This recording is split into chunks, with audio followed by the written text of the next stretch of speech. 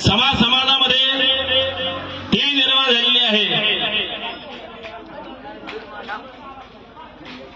ते समाज प्रबोधनातून जनजागृती करत असतात असे माझे जीवलग मित्र आकाशदादा टॅलेजी। आणि नेमकी समाज प्रबोधनाची गरज काय? ते एखाद्या भिकाऱ्याला भीक देणे ही समाजसेवा झाली, पण भिकाऱ्याला भीक मागण्याची वेळ येऊ देणे अशी अर्थव्यवस्था देशामध्ये निर्माण करणं ही समाज परिवर्तनाचं काम आहे। म्हणजे समाज सेवेपेक्षा समाज परिवर्तन होणं ही काळाची गरज आहे। शेतकऱ्याला कर्ज देणे ही समाजसेवा झाली, पण शेतकऱ्याला या देशामध्ये कर्ज मागण्याची वेळ येऊ देणे अशी कृषी व्यवस्था निर्माण करणे म्हणजे समाज परिवर्तनाचं काम आहे।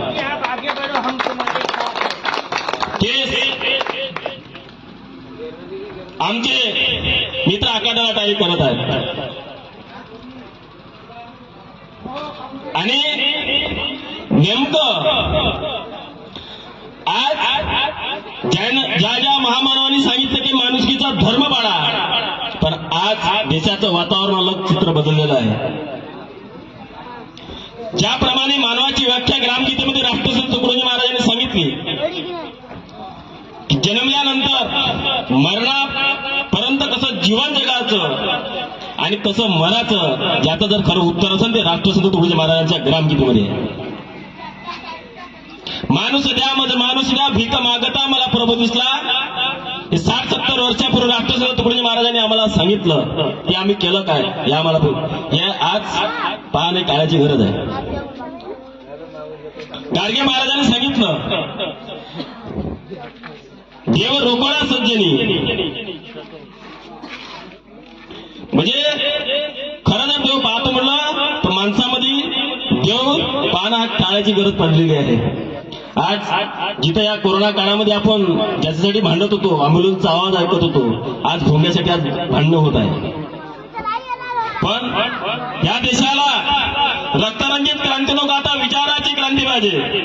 रक्तरंजित क्रांती नको, आता विचाराची क्रांती पाहिजे। या देशाला युद्ध नको, बुद्ध फुले शाहू आंबेडकरांचे विचार पाहिजे, बुद्ध फुले शाहू आंबेडकरांचे विचार पाहिजे। काय चालला काही चित्र प्रकार चाललेले आहे। ज्या लोकशाहीमध्ये भारतरत्न डॉक्टर बाबासाहेब आंबेडकरांनी या देशाचं संविधान लिहिलं, त्या जंतर मंतरच्या मोर्चामध्ये संविधान जाळलं जात असेल। आज आपण पाहिलं असेल, यारो ईमान पे चलो, अरे बुआ बाजी छोड़कर विधान पे चलो, यारो ईमान पे चलो, अरे बुआ बाजी छोड़कर विज्ञान पे चलो। एक दिन ये भारत अमेरिका से भी आगे जाएगा। शर्त ये है कि मेरे भीम जी के संविधान पे चलो, मेरे भीम जी के संविधान पे चलो। अरे ज्या लोकशाहीने, ज्या भारतरत्न डॉक्टर बाबासाहेब आंबेडकरच्या संविधानाने, ज्या वंदनीय राष्ट्रसंत तुकडोजी महाराजांच्या ग्रामगीतेने आम्हाला माणुसकीचा धर्म शिकवला, त्याचा संविधान तुम्ही जायला निघालेले आहेत। ज्या संविधानामुळे अभिव्यक्ती स्वातंत्र्य मिळालं, ज्या संविधानामुळे आपला समतेचा अधिकार मिळाला, 350 वर्षापूर्वी छत्रपती शिवाजी महाराजांनी 18 प्रगट जातीतले मावळे जमा करून आज स्वराज्य मिळालं। त्या देशामध्ये आज जातीवादाचा तेढ निर्माण झालेला आहे। म्हणून गावागावामध्ये समाज प्रबोधनाची आज काळाची गरज ठरलेली आहे, आणि तेच काम आमच्या आकाशदादा टाळी करत आहेत। मी आकाशदादाबद्दल काय सांगितलं, आकाशदादा आपल्या कुळी तालुक्यामधलेच आहे।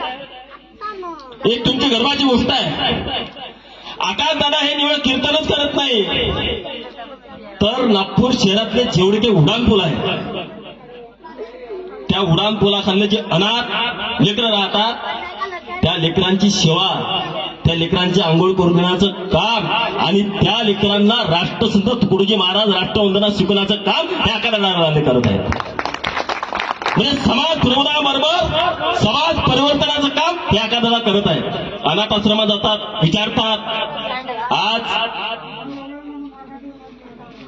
आपल्याला ज्यांनी मुलीतलं सावलीत आणलं त्या आज आई वडिलांची गत काय होत आहे आपण पाहत आहोत मित्रांनो.